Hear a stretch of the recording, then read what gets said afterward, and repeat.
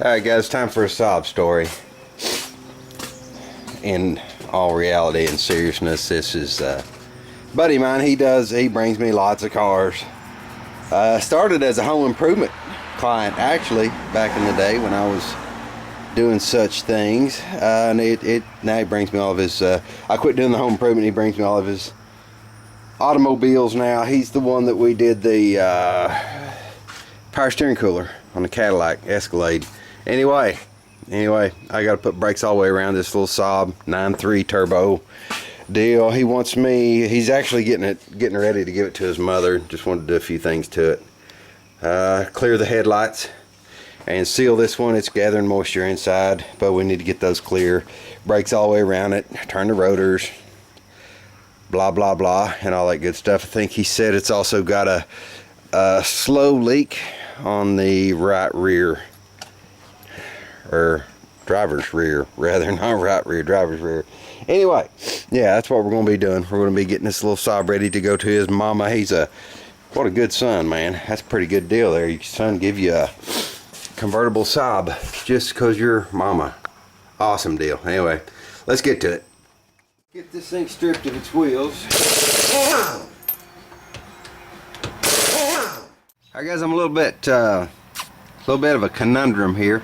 Not sure why the customer wanted new brakes all the way around this vehicle. I don't know if there's maybe the rotors are warped. Not sure. I put a call into him asking him what his exact complaint was with the car. It's got a full pad on it, and the rotors don't, as far as any kind of unlevel surface on the disc, it's not bad. Alright gang, here's the driver's side. Still, it's got a decent pad on it, and there's, caliper's not perfect, but I'm just not in the habit of doing unnecessary work for the money. That's not, I don't think it's cool, and I think the customer deserves a little better treatment than that. So we'll wait and see what he says exactly, find out exactly what the complaint was, because in my mind, this doesn't need a set of brakes at this time. I'd be more than happy to do it if he just wants it, but that's his money to spend, and it's certainly not my money to steal. So this little job turned into a big headache. I determined that, I talked to Kenny, and he said, front brakes are cool, just leave them. What I was thinking was I heard a grinding. So I looked at the back brakes, and they're ready. They are ready for a change on the back brakes. And here's the drama with this. Let me see if I can hold that caliper out of the way. This takes the E18, that inverted Torx, to get this caliper bracket off, okay? You see that right there? Well, you can't get this one on this here because you have to loosen this bolt and shove it back. It's just in my mind, it was probably engineered to be a pain in the butt. At any rate, I'm gonna loosen this nut, shove this bolt back, and get this bracket off so I can get these calipers down to get them turned. But I guess, that's just mechanicking. It's just, the beat goes on. Alright guys, I think we're heading downhill now. Just if you're going to do this job right here on one of these Saabs, brace yourself. The bolts that hold that bracket, that take the E18 inverted Torx, they're covered with Loctite, so you're going to be a while. Go ahead and throw this thing together. I went in and just used the little Torx screw, Torx bolt for index, for the lack of a better word. Just put it up top instead of trying to figure out where those holes line up. We'll go ahead and get that sucker on there, and that's I think I mentioned it before, it's a T30.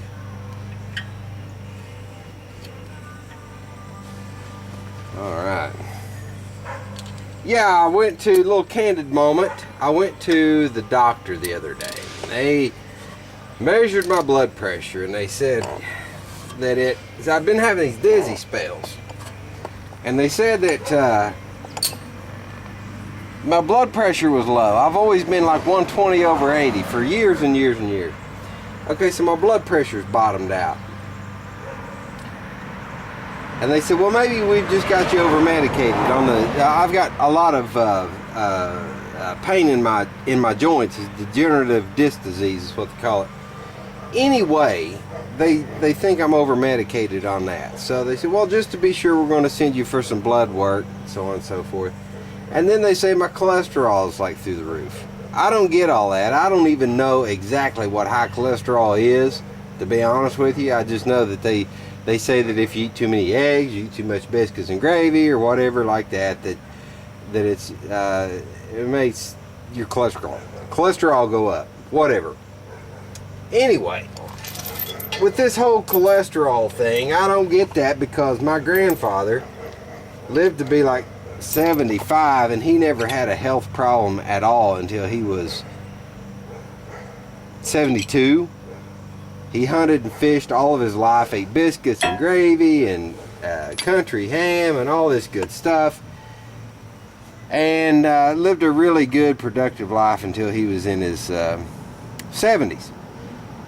I'm just not believing it's in biscuits and gravy and eggs. I really don't. High cholesterol, I think that somehow or another that our food has been tampered with. That's just what I believe. Because a man like my grandfather is strong and healthy, old country dude, eating all that, what I call good food, for all those years and lived that long, and then say it's, I'm 50 years old right now and they say I got cholesterol problems. I don't get it. I don't know exactly what it is. All I know is that, it's always something.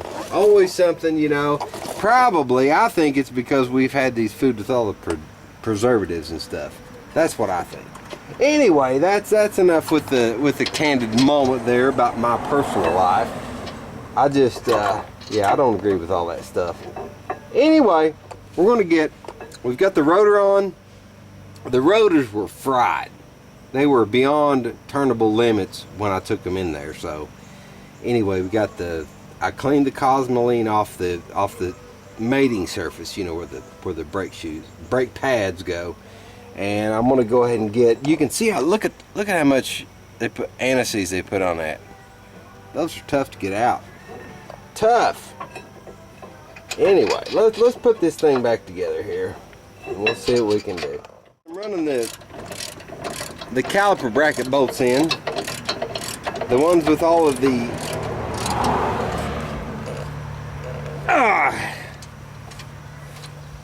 Loctite all over them. Get those tightened down good, and then we'll be ready to slide our brake shoes on. One thing I forgot to do, should have done this before. I want to clean this groove out, clean this out, all those areas where that brake pad rests. I want to get those cleaned out really good, and I'm going to put just a little bit of anti-seize on that. Where that pad is, I want it to ride free. It'd been a lot easier if I'd have remembered to do that before I put this caliper bracket on. Anyway, I'm gonna get it cleaned off and blown off, and we're ready to get our pads on there. One thing I want to do before I put the pads on, I want to run this nut on here. I don't know if you can see that. It might be a bad camera angle. Let me see if I can pick this up, see if you can see it a little bit better. This bolt, that was the one I had to take the nut off of, drive the bolt back to get this caliper bracket bolt off. It was in the way of that E18 nut. Anyway, I'm going to get that on there with the impact, and then we'll carry on. Alright, now we're ready for brake pads. Alright gang, I don't want to gob this on here. Just want enough for those for these pads will slide free. Just using a little anti-seize. Cleaned off those areas that I mentioned before.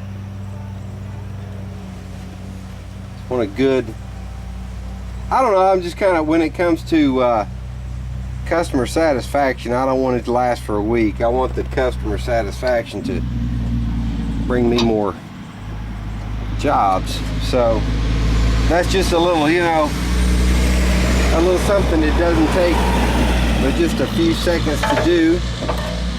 I almost forgot, I need to compress this caliper. Alright guys, I'm going to demonstrate this the best I can. This boot is already torn, and I don't think it's from somebody having the incorrect tool. I think it's factory where that boot is supposed to seal right here. Just imagine, if you will, that you didn't have the right tool to do that with. Which, let me undo this real quick so I can show you. Okay, there's 2 pins in here. I don't have the tool for this. This has to turn and push at the same time. Okay, what I'm going to do is take this C-clamp, put just a little pressure on that, and if you can imagine that boot being in good shape and resting in here, if you take a pair of channel locks and you clamped onto that, it's going to push that piston back. And you can do that without tearing that boot up.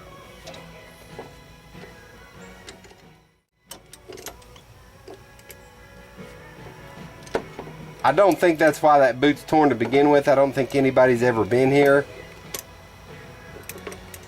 and put brakes on this vehicle because of the amount of Loctite that was on there.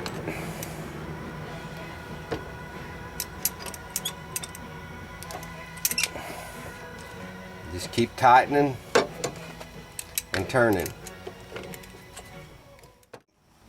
Time for more anti-seize. I put a little on these studs or bolts or caliper screws, whatever you want to call them. Just keep everything moving good and keep everything from seizing. 7mm Allen. We'll get those started. Okay, we've got the caliper bolts in. Screws, caliper bolts, caliper screws, whichever. I'm going to go ahead and put these dust caps back on because that would be an aggravation if it were filthy and I tried to take it off. And I usually do all the work on his cars as far as I know, and I don't want to re-encounter that full of dirt. Alright, we've got one last thing. The spring, it goes into the caliper here under the bracket, and I need to get this popped in. There we go.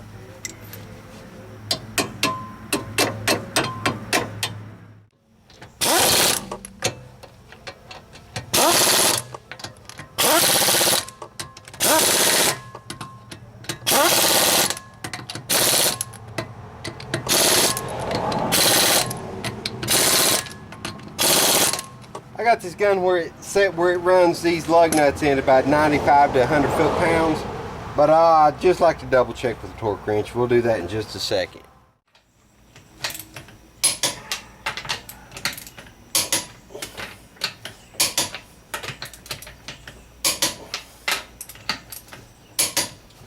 Alright guys, got the torque double checked. That's it for today. Tomorrow is another one.